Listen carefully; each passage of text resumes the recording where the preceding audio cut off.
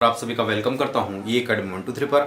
आज हम समझेंगे कि इन सभी यानी कहने का अर्थ है कि स्क्वायर, पेंटागन और ट्रायंगल के कॉर्नर पर अगर क्यू चार्ज अगर प्रेजेंट हो तो रिजल्टेंट इलेक्ट्रिक फील्ड इनके सेंटर पर क्या होगी। तो ये दोनों तो मैं जस्ट स्क्वायर और ट्रायंगल को तो जस्ट एक्सप्लेन करूंगा सिंपल सा, वो ऑलरेडी आप नो जानते हो। लेकिन हम समझेंगे कि इन पांचों कॉर्नर यानी पेंटागन पर इसके पांचों कॉर्नर पर अगर चार्ज क्यू रख दिया जाए तो रिजल्टेंट इलेक्ट्रिक फील्ड क्या होगी, और किसी एक कॉर्नर पर उस क्यू को हटाकर एक माइनस क्यू रख दिया जाए तो रिजल्टेंट इलेक्ट्रिक फील्ड क्या होगी। ये अपन को आज के इस वीडियो में समझना है। तो बात क्लियर है। सबसे पहले मैं इसको एक्सप्लेन करता हूं, क्योंकि अगर मान लो कि तीनों कॉर्नर हो और यहां पर मुझे इलेक्ट्रिक फील्ड निकालनी हो तो इसकी वजह से जो इलेक्ट्रिक फील्ड आएगी वो इस डायरेक्शन में आएगी, क्योंकि इसकी वजह से, और इसकी वजह से जो इलेक्ट्रिक फील्ड आएगी वो इस डायरेक्शन में। तो जो रिजल्टेंट कुछ ऐसा हो जाएगा, ठीक है। ये एंगल का बाइसेक्टर है, ये 30 डिग्री है, तो ये भी कितना हो जाएगा 30 डिग्री हो, क्योंकि ये इक्विलेटरल है, ये भी ए है, ये भी ए है, तो ये 60 और 60 का हाफ कितना होता है 30 डिग्री होता है, ठीक है। तो यहाँ पर जो रिजल्टेंट एंगल बनेगा वो 120 बनेगा, क्योंकि वी नो दैट कि दोनों एंगल 60 हो गए तो ट्रायंगल के तीनों का सम कितना होता है 180 होता है, तो ये माइनस कर दी, तो यहाँ पर भी जो इसका वर्टिकल अपोजिट एंगल हो जाएगा तो ये भी 120 हो जाएगा। तो ये भी इलेक्ट्रिक फील्ड ई हो गई, ये भी ई होगी, क्योंकि बहुत सारी यानी लगभग सारी चीजें सेम है, तो ये भी ई ही, मैग्नीट्यूड सेम होगा। इस क्यू की वजह से जो इलेक्ट्रिक फील्ड प्रोड्यूस होगा उसका भी मैग्नीट्यूड सेम होगा। इसका रिजल्टेंट अगर मैं निकालना चाहूं तो E इज इक्वल टू कैसे निकालेंगे, अंडर रूट के अंदर निकालेंगे आप e square plus twice e into cos कितना आ जाएगा, एंगल कितना 120 डिग्री, ठीक है। ये सब इसके अंदर है, तो ये तो 2E स्क्वायर हुआ, और यहाँ पर आ जाएगा प्लस ये कितना हो जाएगा 2E स्क्वायर, और इसकी वैल्यू -1/2 होती है, किसकी, कॉस की, ठीक है। cos 120 की वैल्यू -1/2, तो फाइनली मैं यहाँ निकालता हूँ तो ये 2E स्क्वायर हो गया, और ये -2 से 2 गया E स्क्वायर, और ये रिजल्टेंट तो ये अंदर हो गया E स्क्वायर, तो फाइनली मेरे पास E रिजल्टेंट जो आया वो E आया।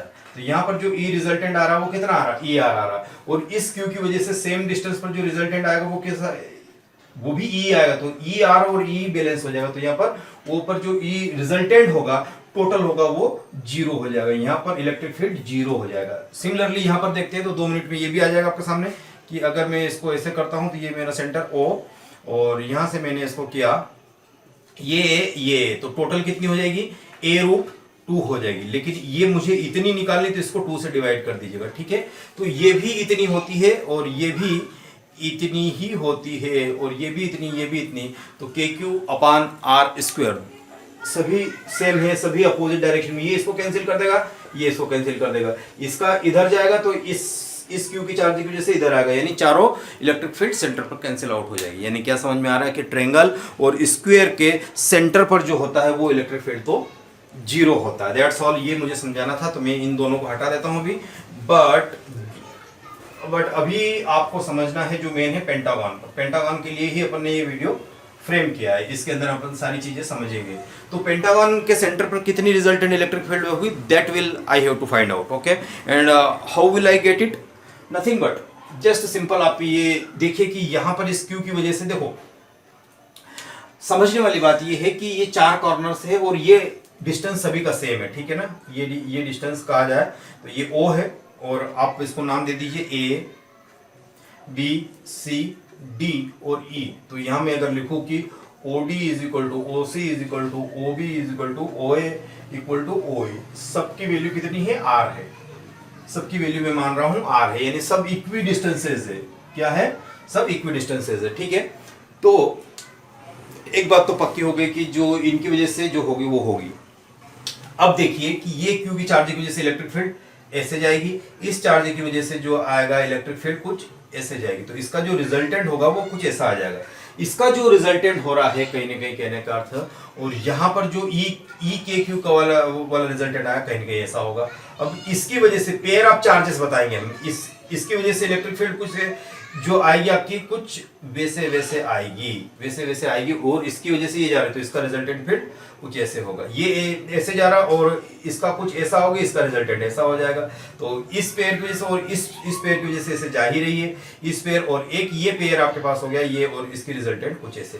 तो लगभग कहने का अर्थ की सारी चीजें एक दूसरे से कैंसिल आउट हो जाएगी। इसका रिजल्टेंट प्रूफ भी आ सकता है, लेकिन वो बहुत लंबा होगा, 2-3 पेजेस का प्रूफ होगा। तो जाहिर सी बात है अगर उसको चाहिए आपको के तो फिर वहाँ पर एंगल और एंगल के टर्म्स में a/2 डिवाइड करके वो निकालते हैं और सारी चीज़ें सेम ही आती है। आफ्टर रिजल्टेंट वो चीज़ें वही आती, जीरो आती। यानी कहने का अर्थ है कि electric field at A zero आएगी। यानी क्योंकि 2 एग्जांपल हम ऑलरेडी देख चुके हैं, वो भी रेगुलर पॉलीगॉन का हिस्सा जिसमें ट्रायंगल था, यहाँ पर स्क्वायर था। अब पेंटागन है, आइए ये चाहो तो आप हेक्सागन भी ले सकते हो, हेक्सागन भी ले सकते हो। और ये जो आएगा देखिएगा, इस हेक्सागन में अगर आप देखेंगे तो क्यू अगर ये प्रेजेंट हुआ, क्यू यहाँ प्रेजेंट हुआ, तो यहाँ पर देखिए इसका इधर जीरो, इसका इधर जीरो, इसका इधर जीरो। तो यानी कहने का अर्थ है कि यहाँ पर भी जीरो ही आने वाली। तो कहने का अर्थ है कि आप चाहे ऑड साइड्स हो या इवन साइड्स हो, हमेशा सेंटर पर जीरो होती है। या आप यूं भी कह सकते हो कि ये यहाँ से ये ऐसे गया, ये ऐसे गया, ये ऐसे गया, ये ऐसे गया और यहाँ से ऐसे गया, दोनों मिल गए तो रिजल्टेंट वेक्टर जीरो आ रहा, तो उससे भी आता है। लेकिन कहने का अर्थ वो चीजें ये आ रही। तो एक ये बात तो समझ में आ गई कि ई ओ पर जो इलेक्ट्रिक फील्ड होगी कहां पर, पेंटागन में, ठीक है, पेंटागन में वो जीरो होगी। आई बात समझ में, पेंटागन में जीरो होगी। लेकिन कहने का अर्थ क्या हो रहा होगा कि अगर मैं यहां से ये चार्ज हटा दूं, ये वाला चार्ज हटा दूं, डी पर अगर मान लो कि जीरो प्रेजेंट कर दिया जाए, डी पर अगर जीरो प्रेजेंट कर दिया जाए तो electric field, resultant electric field E पर फिर क्या होगी, ई ओ पर जीरो नहीं होगी। कब? जब ये प्रेजेंट नहीं हो, ये प्रेजेंट नहीं हो। तो कैसे होगा? क्योंकि ये जो इन सभी का रिजल्टेंट हो रहा होगा, तो जो इसकी रिजल्टेंट इलेक्ट्रिक फील्ड आ रही है उसके बराबर होगी। तो इस पर अगर चार्ज रखा होता है, इस पर चार्ज जो रखा होता है वो E ड्यू टू डी पर जो चार्ज रखा हुआ उसकी वजह से क्या आएगी इलेक्ट्रिक फील्ड, KQ/R²। ये आ रहा है पूरा। तो ये और इन सभी का, इसका और इसका मिलाकर जो इसको बैलेंस कर रही होगी वो भी E रिजल्टेंट भी KQ/4 आ रही होगी। तभी कहीं जाके ये कैंसिल आउट हुई होगी, तभी जाकर तो रिजल्ट जीरो आया होगा।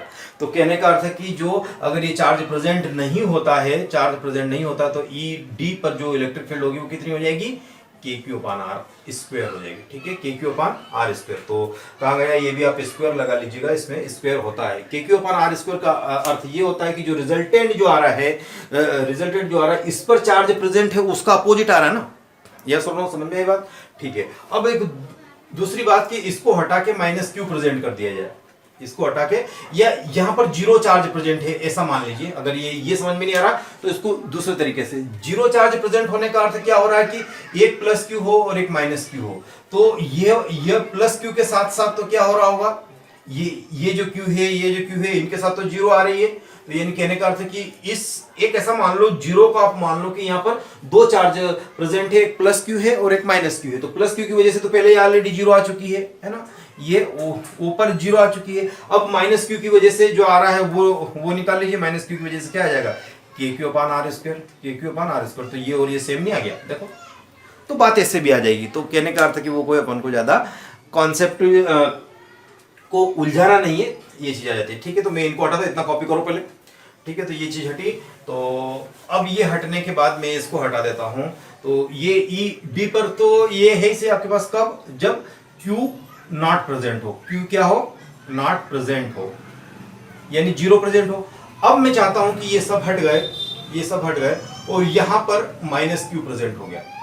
बात समझ में आई?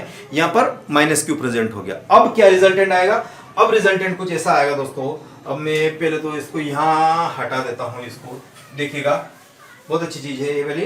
अब यहां पर अगर ये चार्ज Q प्रेजेंट नहीं होता तो इस डायरेक्शन में रिजल्टेंट कितना आ रहा था, इस डायरेक्शन में रिजल्टेंट कुछ भी चार्ज नहीं था, जीरो चार्ज था। तो रिजल्टेंट अभी हाल अपने पास कितना आया था, ये आया था KQ/R² आया हुआ था। और इस Q की वजह से, ये Q एक और प्रेजेंट कर दिया, इसकी वजह से इस डायरेक्शन में एक और अपनी जो रिजल्टेंट इलेक्ट्रिक फील्ड कितनी आ रही है, KQ/R² आ रही। और ये दोनों E रिजल्टेंट निकालेंगे, E रिजल्टेंट जो आएगा तो E पहले वाला रिजल्टेंट प्लस E -Q वाला रिजल्टेंट, ये दोनों एक ही डायरेक्शन में है तो ऐड हो जाएगी। तो कितना हो जाएगा ये, KQ/R² प्लस KQ/R²। ठीक है, तो ये कितना हो जाएगा फाइनली 2KQ/R²। ये जो आ जाएगी E रिजल्टेंट R' जब -Q चार्ज प्रेजेंट हो। और इनकी डायरेक्शन कैसे हो जाएगी, ऐसे ही डायरेक्शन हो जाएगी। तो पेंटागन पर ये एनालिसिस था कि अगर यहाँ पर चार्ज कुछ भी नहीं प्रेजेंट हो और माइनस चार्ज प्रेजेंट हो,